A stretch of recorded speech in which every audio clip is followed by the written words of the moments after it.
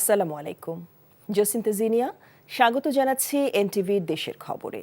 Crown cement শিরোনাম দেখছিলেন, এবার পুরো খবর। বিএসএফ কর্তৃক খাগড়াছড়ি সহ ৩ জেলার সীমান্ত দিয়ে শতাধিক মুসলিমকে বাংলাদেশে পুশিনের ঘটনায় উদ্বেগে সীমান্তবাসী। ফের অনুপ্রবেশ ঠেকাতে সতর্ক অবস্থানে রয়েছে বিজিবি।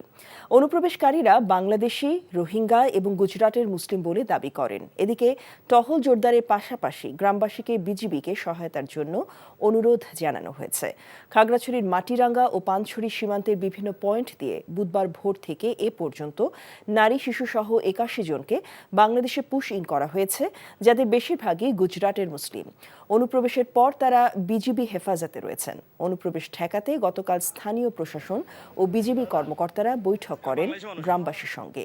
ভারত থেকে বাংলাদেশে পুশ ইনের সময় বুধবার ভোরে মৌলভীবাজারের কমলগঞ্জের ধলই সীমান্ত থেকে নারী, পুরুষ, শিশুসহ ১৫ জনকে, কুড়িগ্রামের রৌমারী ও ভুরুঙ্গামারী সীমান্ত থেকে ৮ বাংলাদেশি সহ ৪৪ জনকে আটক করে বিজিবি। তারা প্রস্তুতি নিয়ে আছে। বিজেপি আমাদেরকে বলছে বিজেপির পাশাপাশি কিছু পাবলিক দিয়ে সাপোর্ট দেওয়ার জন্য। এখন তো আমরা তো ভয় লাগতেছে, মানে এটা কি হয় না হয় এটা আল্লাহ জানে, আমরা তো বলতে পারি না। ত্রিপুরা রাজ্য থেকে ওরা গাড়ি দিয়ে এখানে সীমান্ত এলাকায় নিয়ে আসছে, এনে এদেরকে রাত ১২টার পরে সম্ভবত বর্ডার ক্রসিং করে বাংলাদেশে পাঠিয়ে দিচ্ছে। সীমান্ত এলাকায় কঠোর নিরাপত্তা ব্যবস্থা নিশ্চিত করা হয়েছে জানিয়ে স্বরাষ্ট্র উপদেষ্টা অবসরপ্রাপ্ত লেফটেন্যান্ট জেনারেল জাহাঙ্গীর আলম চৌধুরী বলেছেন, কৃষকরা নির্ভয়ে ধান কাটতে পারবেন। দিনাজপুরের বিরল উপজেলায় বোরো ধান কাটা উদ্বোধনকালে এসব কথা বলেন স্বরাষ্ট্র উপদেষ্টা। তিনি বলেন, কৃষি জমি রক্ষায় নতুন করে ভূমি আইন ও ভূমি ব্যবহার নীতিমালা প্রণয়নের চিন্তাভাবনা চলছে। কৃষি যান্ত্রিকীকরণ ও কৃষকদের প্রচেষ্টায় বোরো মৌসুমে ভালো ফলন হওয়ায় সন্তোষ প্রকাশ করেন উপদেষ্টা। এ সময় কৃষি সচিব এমদাদুল্লাহ মিয়ান সহ স্থানীয় প্রশাসনের ঊর্ধ্বতন কর্মকর্তারা উপস্থিত ছিলেন। আমাদের এই বর্ডার সম্পূর্ণ সিকিউর, এখানে কোনো ধরনের কোনো সমস্যা নেই, তারা ভালোভাবে ধান কাটতে পারবে। নতুনভাবে আমরা আবার একটা আইনের জন্য আমরা আবারও বসছি, আমার ভূমি ব্যবহার নীতিমালা কৃষি জমি সুরক্ষা আইন একটা নতুনভাবে আমরা আবার করার চিন্তা ভাবনা আছে। এটা কিছুদিনের ভিতরে আমরা এগুলো হয়ে যাবে। সমৃদ্ধ বাংলাদেশ বিনির্মাণে কৌশলগত নেতৃত্বের প্রয়োজনীয়তা ও সমসাময়িক চ্যালেঞ্জ দক্ষতার সঙ্গে মোকাবেলা করার আহ্বান জানিয়েছেন সেনাবাহিনী প্রধান জেনারেল ওয়াকারুজ্জামান। সকালে মিরপুর সেনানিবাসে ন্যাশনাল ডিফেন্স কলেজে ৩ সপ্তাহব্যাপী স্ট্র্যাটেজিক লিডারশিপ প্রশিক্ষণ ক্যাপস্টোন কোর্স ২০২৫-এর সমাপনী অনুষ্ঠানে তিনি কথা জানান। তিনি আশা প্রকাশ করেন, দ্রুত পরিবর্তিত বৈশ্বিক প্রেক্ষাপটে ভবিষ্যতের জন্য একটি স্বনির্ভর ও দক্ষ জাতি গঠনে এই কোর্স উল্লেখযোগ্য ভূমিকা রাখবে। কোর্সটিতে জ্যেষ্ঠ সামরিক কর্মকর্তা, শিক্ষাবিদ, চিকিৎসক, কর্পোরেট প্রতিনিধি সহ ৩২ জন ফেলো অংশগ্রহণ করেন। অনুষ্ঠানে ঊর্ধ্বতন সামরিক ও বেসামরিক কর্মকর্তা, কলেজের অনুষদ সদস্য, স্টাফ অফিসাররা যোগ দেন। You are coming from various sectors. You will be the policymakers. You are the policymakers.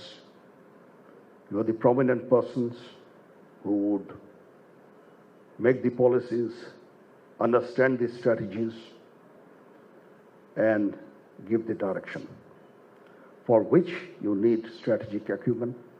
You need deep knowledge about the security issues.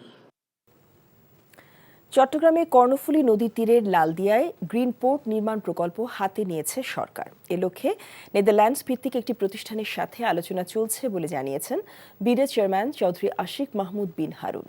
সকালে চট্টগ্রাম বন্দর এলাকা পরিদর্শনকালে তিনি কথা বলেন। এ সময় তার সাথে ছিলেন প্রধান উপদেষ্টা প্রেস সচিব মোহাম্মদ শফিকুল আলম, চট্টগ্রাম বন্দর কর্তৃপক্ষের চেয়ারম্যান সহ ঊর্ধ্বতন কর্মকর্তাগণ। বিডের চেয়ারম্যান সাংবাদিকদের জানান, বে টার্মিনাল বাস্তবায়িত হলে চট্টগ্রাম বন্দরের সক্ষমতা বহুগুণ বেড়ে যাবে। এ সময় তিনি বর্তমান সরকার বিদেশি বিনিয়োগ সহ ব্যাপক কর্মসংস্থানের লক্ষ্যে কাজ করছে উল্লেখ করে বলেন, এর ধারাবাহিকতায় নেদারল্যান্ডসের এটি মুলে মার্কস নামের একটি প্রতিষ্ঠান লালদিয়ায় গ্রিন পোর্ট নির্মাণে $800 মিলিয়ন বিনিয়োগ করবে। একই সাথে প্রায় $2 বিলিয়ন বিদেশি বিনিয়োগে এ যাবৎকালে মাস্টার প্রজেক্ট বে টার্মিনাল বাস্তবায়িত হলে 25,000 মানুষ কর্মসংস্থান হবে বলে আশা করেন বিডের চেয়ারম্যান। স্বার্থে এটা একটা obviously state of the art এবং গ্রিন একটা পোর্ট হবে। এখানে কিন্তু সরকার কোনো 1 টাকাও দিচ্ছে না এবং পুরাটাই ওনারা বিদেশ থেকে ফরেন ডিরেক্ট ইনভেস্টমেন্ট হিসেবে আনবে। 25,000 লোকের যদি কর্মসংস্থান হয়, তাদের সাথে 25,000 ফ্যামিলি, তার মানে আমরা তো ইজিলি বলছি 1 লাখ লোকের, জাস্ট মিনিমাম 1 লাখ লোকের কথা বলা হচ্ছে, যারা এডিশনাল এই চিটাগং শহর এই এলাকায় এসে থাকা শুরু করবে, এই এলাকায় কাজ করবে। বরিশাল বিশ্ববিদ্যালয় ভিসিকে অপসারণের দাবিতে শিক্ষার্থীদের আন্দোলনের সাথে একাত্মতা প্রকাশ করেছেন শিক্ষকরা। দুপুরে প্রশাসনিক ভবনের সামনে অবস্থান কর্মসূচি চলাকালে শিক্ষার্থীদের সাথে দেখা করে একাত্মতা জানান শিক্ষকরা। তারা বলেন, উপাচার্য সুচিতা শারমিনের কারণে বরিশাল বিশ্ববিদ্যালয় এখন ধ্বংসের মুখে। তিনি থাকাকালে বিশ্ববিদ্যালয়ে কোনো উন্নয়ন হয়নি। শিক্ষার্থীদের বিরুদ্ধে মামলা করার মতো ঘৃণ্য কাজ পর্যন্ত করেছেন তিনি। তাই অবিলম্বে তার পদত্যাগ করা উচিত। অবস্থান কর্মসূচি শেষে শিক্ষক ও শিক্ষার্থীদের বিক্ষোভ মিছিল হয়। উপাচার্য অপসারণের দাবিতে গত 4 দিন ধরে আন্দোলন করছে শিক্ষার্থীরা।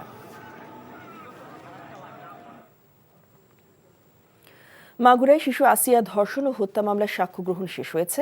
আগামী 12 মে যুক্তিতর্ক উপস্থাপনের দিন ধার্য করেছে আদালত। সকালে মাগুরার নারী ও শিশু নির্যাতন দমন ট্রাইব্যুনাল আদালতের বিচারক এম জাহিদ হাসানের আদালতে সাক্ষ্য দিয়েছে প্রধান আসামি হিটু শেখ, তার স্ত্রী ও 2 পুত্র। পরে বিচারক আগামী 12 মে উভয় পক্ষের আইনজীবীদের যুক্তিতর্ক উপস্থাপনের দিন ধার্য করেন। এই মামলায় বাদীসহ মোট 29 জনের সাক্ষ্য গ্রহণ করা হয়েছে। অভিযুক্ত হিটু শেখ ইতোপূর্বে আদালতে 164 ধারায় স্বীকারোক্তিমূলক জবানবন্দিতে নিজের দোষ স্বীকার করেছে।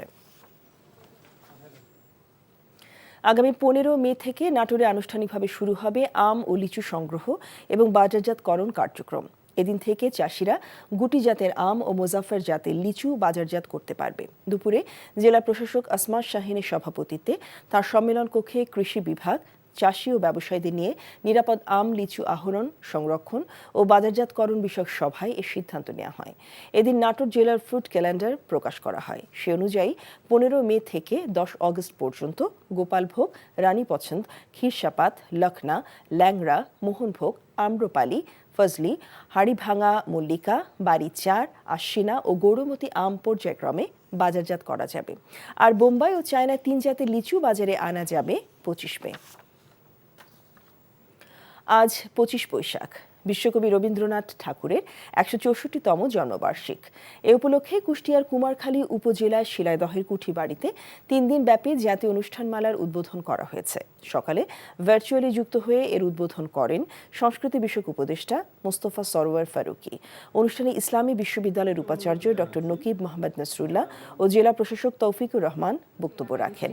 আলোচনা শেষে মূল মঞ্চে রবীন্দ্রসঙ্গীত, কবিতা আবৃত্তি, দলীয় নৃত্য পরিবেশন করেন শিল্পীরা। এদিকে সিরাজগঞ্জের শাহজাদপুর রবীন্দ্র কাচারি বাড়িতে শুরু হয়েছে রবীন্দ্র জন্মবার্ষিক উৎসব। সকালে 3 দিন ব্যাপী অনুষ্ঠানের উদ্বোধন করেন পার্বত্য চট্টগ্রাম বিষয়ক মন্ত্রণালয়ের সচিব আব্দুল খালেক। কবিগুরু স্মৃতি বিজড়িত শাহজাদপুর কাচারি বাড়িতে ভিড় করছেন রবীন্দ্র প্রেমীরা। বিরাজ করছে উৎসবের আমেজ।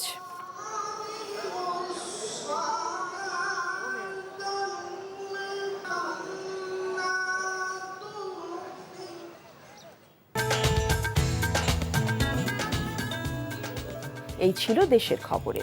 এই খবরের ভিডিও সহ আপডেট জানতে ভিজিট করুন NTV অনলাইন www.ntvbd.com। এছাড়াও NTV জনপ্রিয় অনুষ্ঠান ও খবরের আপডেট জানতে ভিজিট করুন আমাদের ইউটিউব ভেরিফাইড ফেসবুক পেজ। 6টা ইভিনিং নিউজ দেখার আমন্ত্রণ রইল। সবাইকে ধন্যবাদ।